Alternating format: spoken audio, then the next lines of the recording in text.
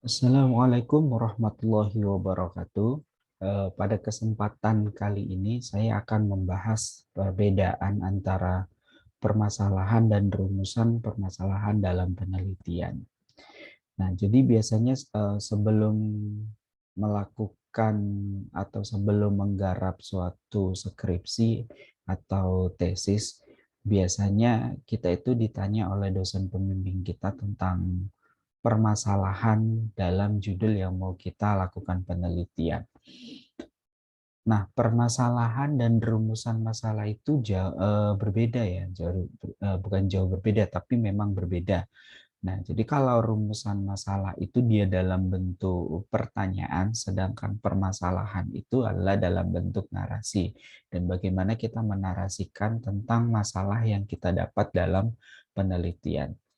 Nah, jadi permasalahan itu bisa kita dapat dari kita melakukan observasi, kemudian atau kita juga bisa mendapatkan permasalahan itu dari ketika melakukan kegiatan magang, atau permasalahan itu kita dapat dari penelitian-penelitian terdahulu atau jurnal-jurnal terdahulu yang sama dengan atau yang mirip dengan penelitian yang mau kita lakukan. Nah, jadi permasalahan itu biasanya dinarasikan, bukan bukan suatu bentuk pertanyaan seperti rumusan masalah. Nah, biasanya ini yang sering saya alami ketika mahasiswa saya tanya apa sih sebenarnya permasalahan dalam penelitian kamu. Nah, mahasiswa itu akan menjawab bagaimana pengaruh variabel X1 dengan variabel X2. Nah, itu adalah rumusan masalah, bukan permasalahan. Jadi kalau ketika ditanya dosen pembimbing kamu atau kaprodi kamu atau prodi kamu tentang masalah judul penelitian yang mau kamu lakukan, kamu jawabnya jangan permasalahan, tapi kamu coba uraikan masalah yang kamu dapatkan ketika kamu melakukan observasi dan eh, ketika kamu melakukan ketika kamu membaca jurnal-jurnal yang hampir mirip dengan penelitian yang mau kamu lakukan. Nah, misalnya ini saya kasih contoh. Nah, saya ingin meneliti tentang penerapan akad wadiah yang ada di salah satu bank syariah yang ada di Indonesia. Nah, apa permasalahannya sehingga saya tertarik untuk meneliti tentang judul tersebut. Nah, permasalahan yang saya dapat ketika saya melakukan magang di suatu perbankan yang ada di Indonesia. Nah, itu saya ketika magang itu melihat bahwasannya di situ bank tersebut itu memberikan suatu bonus yang diperjanjikan kepada si nasabah ketika nasabah tersebut melakukan pembukaan buku rekening dengan menggunakan akad wadiah. Nah, jadi setiap nasabah yang datang itu ditawari dengan akad wadiah. Apakah Ibu mau membuka tabungan dengan akad wadiah? Nah, kemudian dalam akad wadiah itu mereka langsung memperjanjikan bonus. Nah, misalnya gini. Nah, ketika ada suatu nasabah datang ingin membuka rekening tabungan yang ada di bank syariah. Terus kemudian customer service-nya langsung menawarkan nanti Ibu kalau buka buku tabungan atau ketika Ibu membuka tabungan wadiah Ibu langsung nanti dapat bonus dari kami. Nah, bonusnya itu nanti akan kami kasih per bulannya.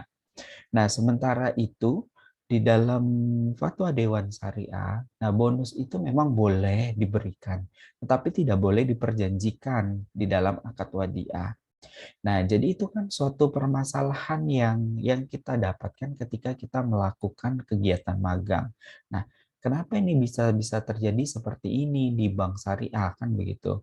Atau di PT Bank Syariah. Nah, kenapa ada akad wadiah yang ditawarkan kepada mereka itu ada bonusnya atau bonus itu langsung diperjanjikan ketika nasabah itu melakukan pembukaan buku rekening. Nah, sementara di Fatwa DSN atau di Fatwa Dewan Syariah itu telah diterapkan memang bonus itu boleh diberikan, tetapi tidak boleh diperjanjikan. Nah, itu juga ada akad-akadnya, kan begitu. Ada akad wadi ayat amanah dan ada ayat damanah. Nah, jadi itu juga tergantung akadnya. Nah, dari permasalahan situlah kita mencoba untuk melakukan penelitian. Nah, dari permasalahan itulah kita mencoba untuk melakukan penelitian yang ada di salah satu PT Bank Syariah tersebut. Nah, dari permasalahan itu, maka timbullah rumusan masalah. Rumusan masalahnya apa? Rumusan masalahnya bagaimana penerapan akad wadiah yang ada di PT Bank Syariah ini.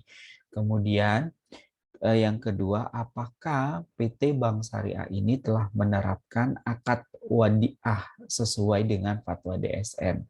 Nah, jadi itu kan antara rumusan masalah dengan permasalahan itu kan berbeda. Jadi kalau permasalahan kita menguraikan apa sebenarnya permasalahan yang terjadi di lapangan. Sedangkan rumusan masalah itu adalah turunan dari permasalahan. Nah, jadi ketika kamu nanti ditanya tentang permasalahan dalam judul skripsi kamu, maka kamu akan siap dengan narasi-narasi yang kamu bangun atau dengan data-data yang kamu dapatkan ketika kamu melakukan observasi.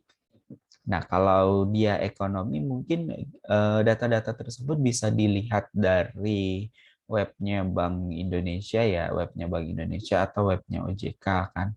Nanti di situ dibuka www.ojk.go.id.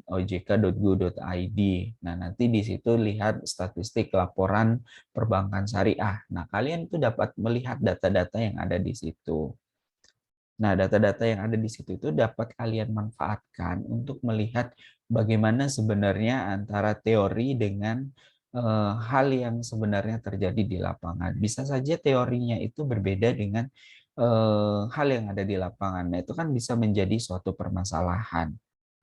Nah, permasalahan itu juga bisa dapat kalian dengan membaca jurnal-jurnal yang kalian cari yang sesuai dengan judul penelitian kalian.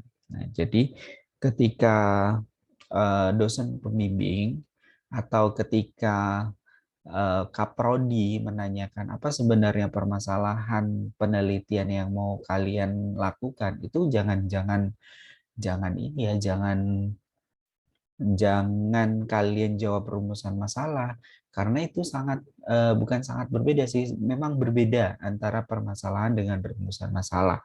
Nah, jika permasalahan itu adalah bentuknya suatu narasi dan kita dapat dari observasi atau kita dapat dari kegiatan magang atau membaca jurnal dan lain-lainnya. Nah, sementara rumusan masalah itu dalam bentuk pernyataan atau mohon maaf dalam bentuk pertanyaan bukan pernyataan. Nah, jadi kalau misalnya saya kasih contoh satu lagi tentang permasalahan dalam skripsi. Nah, biasanya kalau dalam penelitian kuantitatif itu kan apakah ada pengaruh antara variabel X1 dengan variabel X2. Nah, itu Pak, bagaimana sih sebenarnya cara cara mencari permasalahannya? Nah, itu bisa kalian lihat dari jurnal-jurnal atau bisa kalian lihat dari statistiknya data-data yang mau kalian melakukan penelitian. Misalnya kalian mau melakukan penelitian tentang profitabilitas atau tentang pengaruh non-performing finance terhadap profitabilitas atau terhadap laba, misalnya gitu. Nah, jadi di dalam penelitian satu sebelum melakukan penelitian kamu coba cari dulu ini. Kamu coba cari jurnal dulu tentang penelitian yang berkaitan dengan penelitian kamu. Nah, tadi misalnya saya kasih contoh tadi misalnya kamu melakukan penelitian tentang pengaruh NPF terhadap laba kan begitu. Nah, kamu cari jurnal dulu yang berkaitan dengan pengaruh NPF terhadap laba. Nah, jadi nanti setelah kamu cari itu jangan ditiduri, tapi dibaca jurnal itu sebenarnya apa permasalahan yang terkait selama ini dalam jurnal-jurnal tersebut. Nah, setelah dibaca baru kamu klasifikasikan masalahnya apa sebenarnya, kan begitu. Nah, nanti dalam jurnal tersebut kemungkinan ada yang memang dia berpengaruh, ada yang juga dia tidak berpengaruh. Nah, ini bisa dijadikan suatu permasalahan. Nah, bisa kamu laga atau bisa kamu lihat dengan teori yang ada.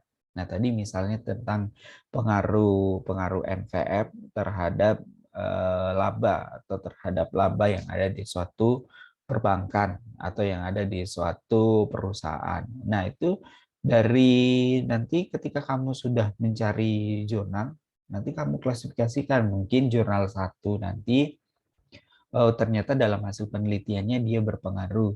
Kemudian di hasil jurnal yang kedua rupanya dia tidak berpengaruh. Nah, itu kan bisa bisa dijadikan suatu permasalahan. Kenapa di jurnal satu dia bisa berpengaruh dan di jurnal kedua dia tidak berpengaruh. Nah, kemudian kamu lihat dengan teori yang ada. Dengan teori yang ada itu bagaimana kan begitu. Nah, sementara dalam teori yang ada itu rupanya NVF itu memang berpengaruh terhadap tingkat laba atau terhadap laba yang ada di suatu perusahaan. Nah, tentu saja ini mendukung pada jurnal yang nomor satu. Tetapi kamu juga bisa lihat pada statistik atau angka-angka yang dipublikasi oleh perusahaan tentang NVF dan labanya. Ternyata ketika kita observasi, kita lihat di laporan keuangan suatu perusahaan itu NVF-nya tinggi, labanya juga tinggi. Nah, tentu saja ini juga mendukung hasil penelitian dari penelitian yang kedua. Nah, ini kan suatu permasalahan. Maka kamu ingin membuktikan secara real sebenarnya NVF itu berpengaruh enggak terhadap peningkatan laba. Nah, itulah permasalahan itulah yang kamu uraikan dalam ketika kamu melakukan pengajuan judul. Nah, permasalahan-permasalahan yang ada dalam judul kamu itulah yang kamu sampaikan kepada ketua prodi atau kepada dosen pembimbing kamu. Nah, jadi kalau ditanya apa sih sebenarnya permasalahannya ketika sehingga kamu tertarik untuk melakukan penelitian tentang NVF terhadap laba tadi. Nah, maka kamu uraikan bahwasanya setelah saya baca jurnal ini, beberapa jurnal yang saya dapatkan di penelitian pertama itu terdapat pengaruh terdapat pengaruh NPF terhadap laba tadi. Nah, sedangkan di penelitian kedua itu tidak ada pengaruh NPF terhadap laba. Nah, sementara di dalam teori yang diungkapkan oleh salah satu penulis, nah itu mendukung penelitian yang nomor satu. Nah, dalam teorinya itu dinyatakan bahwasannya NPF itu berpengaruh terhadap laba. Nah, sementara di keadaan yang real atau di laporan keuangan suatu perusahaan yang mau saya teliti, itu NPF-nya tinggi, tetapi dia labanya juga tinggi. Nah, itu kan mendukung penelitian yang ada di nomor 3. Nah, atas dasar itulah saya tertarik untuk melakukan penelitian. Sebenarnya ada nggak pengaruhnya antara variabel NPF dengan laba itu tadi, kan begitu. Nah, itu kan sudah masuk ke rumusan masalah. Jadi permasalahannya itu tadi, masalahnya kamu uraikan antara jurnal 1, 2, kemudian teori dan keadaan yang ada di lapangan. Itulah masalah-masalah yang kamu sampaikan kepada kaprodi atau kepada pembimbing kalian ketika menanyakan permasalahan apa sebenarnya permasalahan yang terjadi. Nah, jadi sekali lagi saya hanya mengingatkan kita hanya sharing di sini sistemnya. Nah, jadi kalau ditanya tentang apa sebenarnya permasalahan, nah itu jangan jangan kamu jawab rumusan masalah. Nah, jadi memang permasalahan itu berbeda dengan rumusan masalah. Jadi biasanya hal yang paling utama yang kita lakukan ketika kita mau melakukan penelitian, itu kita cari dulu permasalahannya. Nah, kita uraikan dulu permasalahannya, apa sebenarnya permasalahan-permasalahan yang terjadi, baru kemudian masuklah turunan rumusan masalah. Nah, jadi memang step by step-nya itu memang begitu. Jadi kita mengetahui dulu, memahami dulu permasalahan yang ada dalam judul kita, baru kemudian kita turunkan menjadi rumusan masalah. Oke, mungkin sampai di situ saja. Mungkin semoga bermanfaat. Semoga bermanfaat atas uraian singkat yang saya paparkan ini. Perbedaan antara permasalahan dengan rumusan masalah. Memang ini sering terjadi di lapangan ketika mahasiswa ditanya ketika mahasiswa ditanya permasalahan, maka mahasiswa itu menjawab rumusan masalah, dan ini bukanlah suatu hal yang baru. Nah, ini memang sudah sering terjadi. Maka atas dasar itulah saya mencoba untuk menerangkan atau mencoba untuk memberitahu atau mencoba untuk sharing tentang sebenarnya apa itu masalah dan rumusan masalah. Nah, mungkin itu saja yang dapat saya berikan atau yang saya sharingkan. Kurang dan lebihnya saya mohon maaf. Jika ada pertanyaan tentang rumusan masalah dan permasalahan, boleh komen di bawah. Oke, terima kasih. Assalamualaikum warahmatullahi wabarakatuh.